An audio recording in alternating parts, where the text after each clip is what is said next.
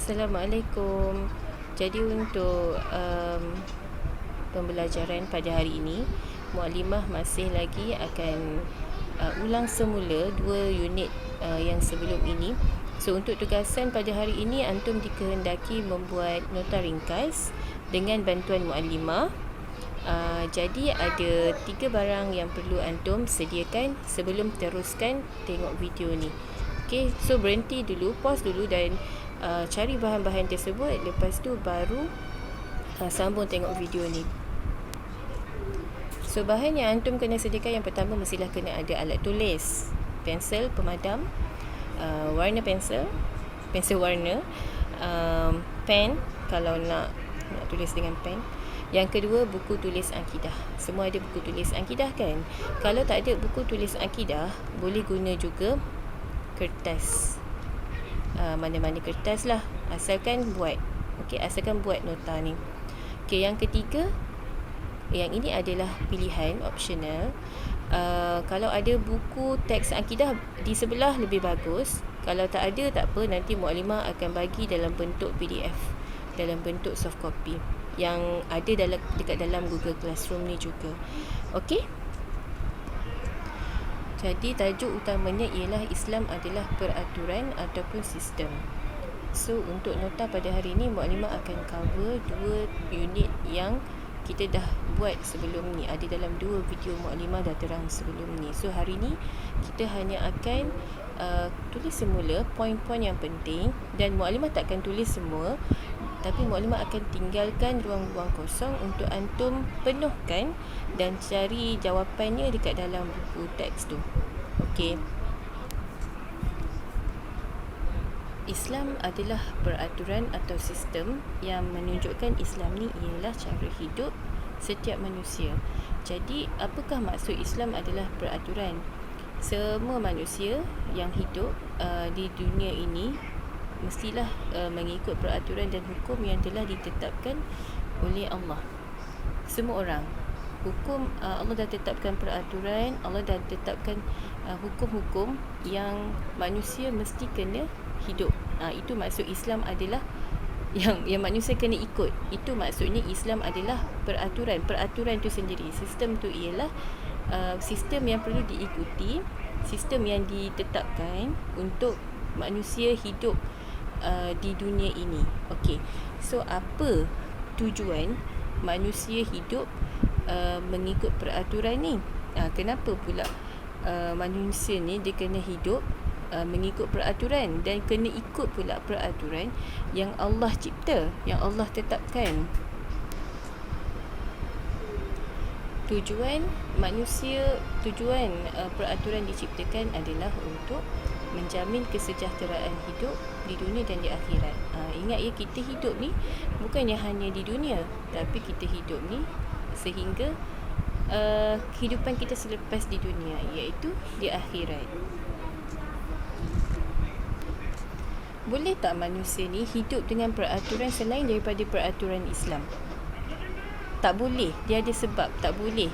Islam lah cara hidup yang paling sempurna. Dan apa berlaku kalau manusia buat sendiri peraturan dan dia tak ikut peraturan yang Allah dah cipta, Allah dah tetapkan? Jadi yang ini Muallimah nak antum cari jawapan dalam buku. Ada 2 jawapan. So lengkapkan. Kenapa Yang pertama, kenapa peraturan lain tu tak sesuai tak sesuai dengan manusia, dan B juga ada 2 sebab. So isi jawapan dekat sini, penuhkan bahagian ini. Jadi dalam Islam ada 2 pembahagian peraturan. Yang pertama ialah peraturan ijbari. Yang kedua ialah peraturan ikhtiari. Okey, Muallimah tukar tempat ni sebab hari ni kita nak cerita tentang peraturan ijbari. Peraturan yang pertama tadi, peraturan yang lagi satu ialah peraturan ikhtiari kan.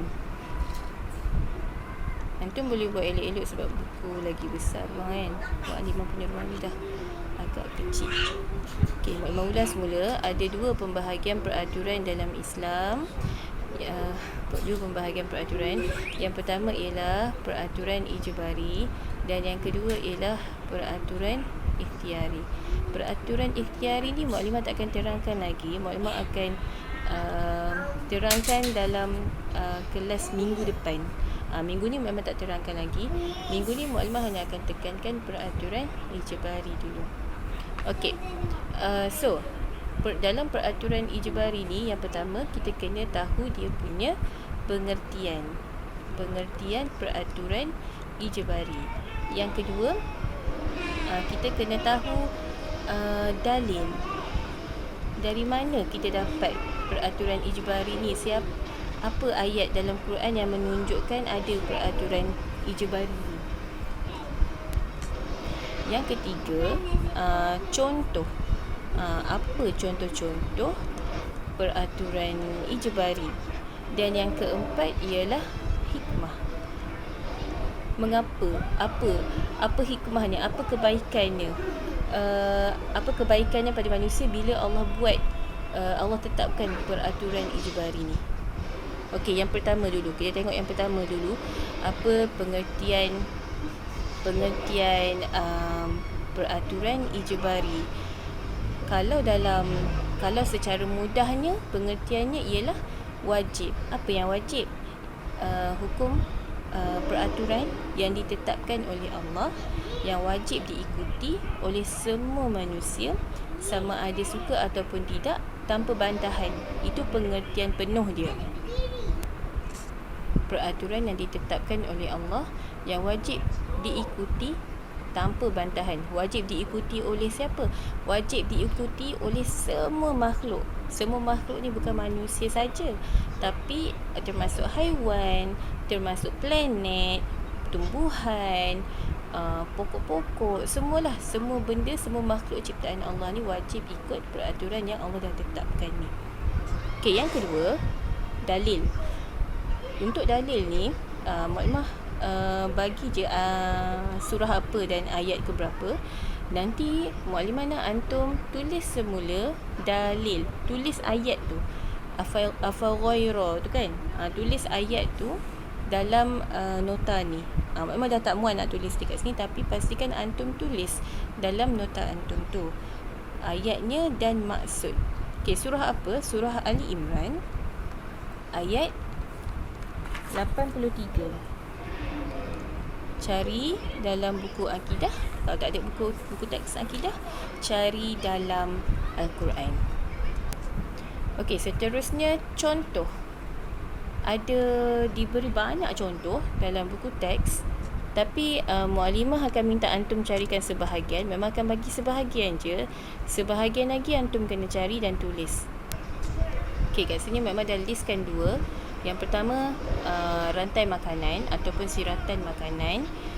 Yang kedua, pernafasan, sistem pernafasan.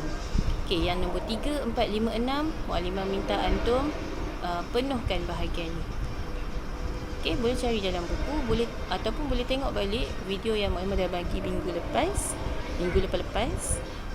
yang contoh-contoh yang ada gambar tu kan. Right, itu untuk contoh. Dan yang terakhir ialah hikmah. Ada 3 hikmah yang dinyatakan dalam buku. Yang pertamanya untuk kesejahteraan manusia. Kalau tak ada, kalau Allah tak tetapkan peraturan ijbari ni, contohnya kalau lelaki kahwin dengan perempuan, wajib kan lelaki kahwin dengan perempuan barulah boleh dapat anak. Tapi kalau ada yang tak nak ikut peraturan tu, lelaki kahwin dengan lelaki, perempuan kahwin dengan perempuan, dapat anak ke? Tak dapat anak. Jadi nanti akan ada masalah-masalah yang lain, dan ada pula penyakit-penyakit yang lain. Yang pertama ni ialah hikmah Allah menetapkan peraturan ijbari ni wajib diikuti oleh semua, ialah untuk kesejahteraan manusia. Okey, kita ada lagi dua lagi hikmah yang muklimah dan antum isi juga dekat sini. So ada banyak yang antum kena isi dekat sini. Okey, jadi jangan lupa penuhkan poin-poin dekat sini. Dan muklimah akan cek, tak perlu hantar sekarang, tapi muklimah akan cek bila buka sekolah nanti. Okey, dah buat, kalau buat dalam kertas nanti simpan elok-elok. ataupun tampal dalam buku dan maklumat akan cek kemudian. Okey, terima kasih. Assalamualaikum.